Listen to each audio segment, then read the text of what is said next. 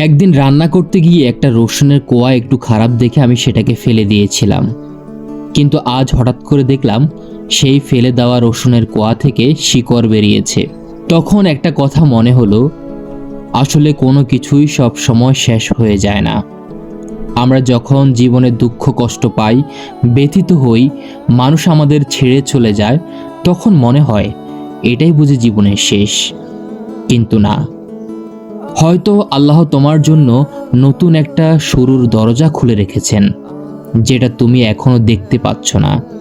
এই রসুনের কোয়াটার মতোই ওর শুধু একটা ভালো জায়গার দরকার। আজ যদি এটাকে মাটিতে পুঁতে দেই, ইনশাআল্লাহ একদিন এখানে থেকেই একটা গাছ হবে, আর সেই গাছ থেকে জন্ম নেবে অনেকগুলো নতুন রসুন।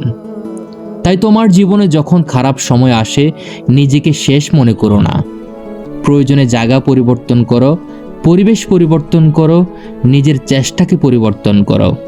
চেষ্টা করতে থাকো, কারণ তুমি জানো না তোমার এই কঠিন সময়ের পরে হয়তো আল্লাহ তোমার জন্য কত সুন্দর একটা নতুন জীবনের অপেক্ষা করিয়ে রেখেছেন। শেষ মানেই শেষ নয়, কখনো কখনো শেষ থেকেই শুরু হয় নতুন কিছু।